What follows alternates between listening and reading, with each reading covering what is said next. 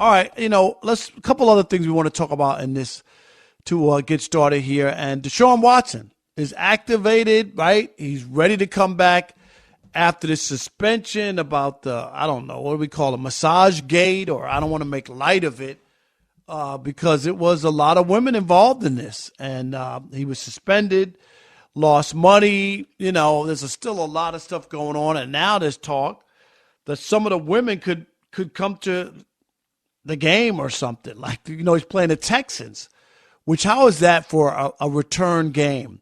Back against his former team, a team that he didn't want to play with, right? Mm-hmm. And this whole thing went down. But I don't know. Like, why would they be going to the game? That's a weird. Rob G, are you there? Always. What's the details on that? I saw the story. I didn't read the whole thing, but did they have a suite? I mean, why are they going to the game? No, it's a publicity thing. According to their attorney, Tony Busby, very famous now as a result of this. Yes. This situation, that they want to be there and let people know that, they haven't forgotten. They shouldn't be forgotten. And they want to let people know that, they don't think Deshaun Watson's a good guy. So they're going to be out in full force. Wow. Okay. Did they say how many women are expected to be there? So far, about 10. Okay. Interesting. That'll be something to look for. It's not a national game, though, Aaron, because it would have been, don't you think it would have done big numbers? Yeah, it would have done huge numbers. I remember at the time, our buddy Colin Cowherd speculating that, I think looking at the Browns schedule, last week they obviously played Tampa Bay, and then next week they play at the Bengals in kind of what could be a big division game. And I think Colin kind of speculated, hey, this is kind of it's not going to be a main marquee TV game.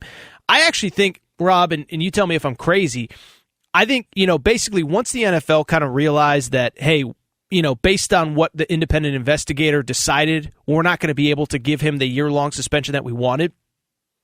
I actually thought the Houston thing, I thought that was kind of the NFL's way of saying, okay, if you're coming back, we're going to put you in the most hostile, uncomfortable environment that you can. And let people boo the hell out of you? Is that it? Yeah. Do you think I'm crazy for saying that? Because I think there's something to it of, okay, you won the battle. We didn't get the year-long suspension, but we're not going to let you come home in front of 80,000 people cheering your butt off. We're going to make it so that when you come back, you kind of, I don't know if you're going to feel the quote-unquote severity of what you did. But do you think I'm crazy for saying that? No, I don't. I actually don't.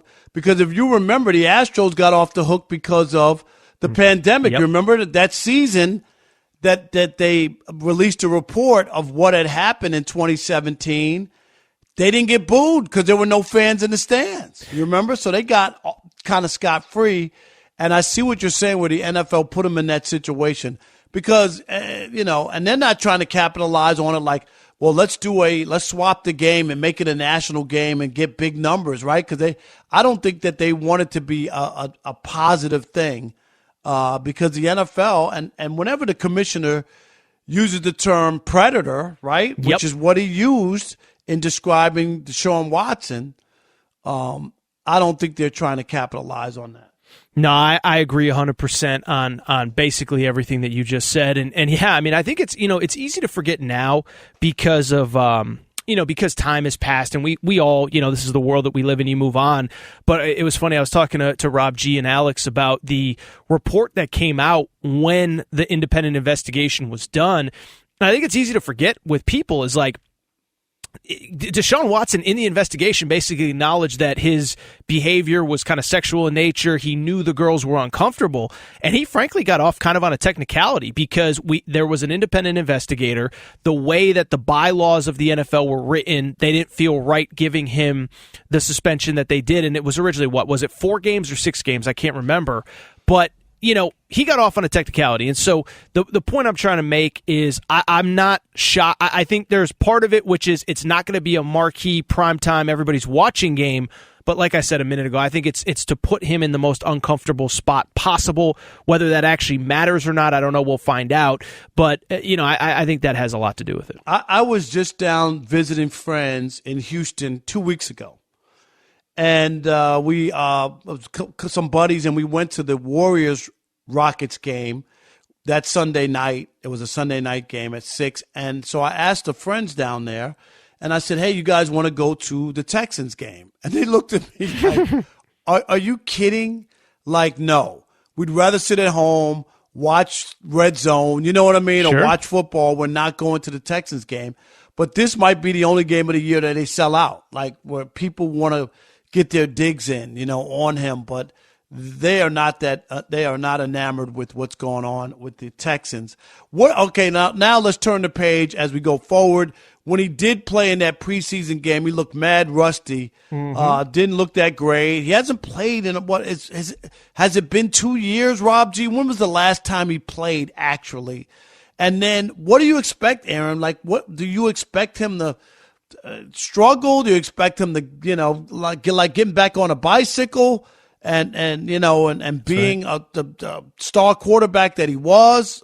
What do you think? No, I think it's a great point by you, is that, I think there's this misconception that because this investigation was going on, he didn't play last year because he didn't play because he demanded a trade. And so we're talking about, you're exactly right, almost 2 full years since he played. His last year in Houston was kind of that weird year where Bill O'Brien gets fired, early on, and they're playing for the interim head coach, and he's putting up stats, but the team isn't winning. So I think it's totally fair to kind of speculate what kind of player the Browns are getting. I really don't know. I mean, listen, we could talk about the off-the-field stuff. He is an insanely talented quarterback and an insanely talented player. But I would also say what you just said, Rob, which is almost 2 full calendar years. And somebody like Ephraim or somebody would be a better person to ask. I probably should have been smart enough to ask it earlier. But I think it's hard to expect him to come in and just be the dude that he was in 2017, 2018, 2019 in Houston, because it's been a long time since he has played in the National Football League. I'm with you. I just can't imagine it's going to click overnight. There'll be some rust. There'll be some chemistry, and practice is one thing, but it's about playing in games. It really is.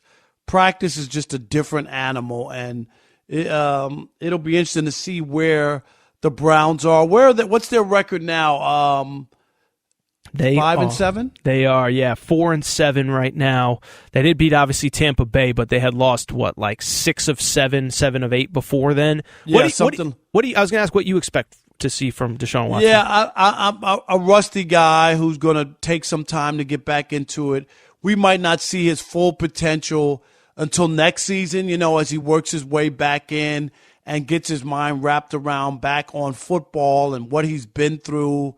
And I just think about how traumatic this whole event. And I know he got the guaranteed contract, which a lot of people just had a problem with, that he was rewarded, given the situation. But the Browns are so desperate, and they'd shown their hands with Baker Mayfield. They had no choice. You know what I mean? Once they had done that, they couldn't ask Baker to come back. And so Deshaun's people, to their credit, they pushed, pushed the Browns over a barrel, and they had no choice but to give in. And a lot of owners I know aren't happy about it, but I think it's going to be a work in progress. I would be stunned. I'm going to say it, and I'll say I'm wrong, if he comes out and lights it up and stars and leads this team to the playoffs. I just don't see it. Oh yeah, no, I think this season is kind of a done deal. I mean, obviously they could rally, but no, I'm with you. I think it's going to be tough for him to come back and just kind of pick up where they left off. And I think the other thing too is, they have a really good run game. The offense isn't built around him. And by the way, you're exactly right on the whole situation on how he ended up with the Browns. I remember I was on air with Dan Byer, and we had been talking. If you remember, it was the Falcons. Oh, he's from Atlanta or Carolina. He played for Clemson, and that's kind of in the same area. And then out of nowhere, it's the Browns. And then that day or later in the week, you find out that it's however many million, 200, whatever million guaranteed. So it's a weird deal. It's a weird setup. But I'll say this, Rob. To your point, he's getting paid a lot of money, guaranteed. I know I just said it's probably wait until next year, but it really can't be when you're getting paid that much money. No, I mean, they want him to perform, and they hope that he can perform, but I just think it's going to be a work in progress. All right.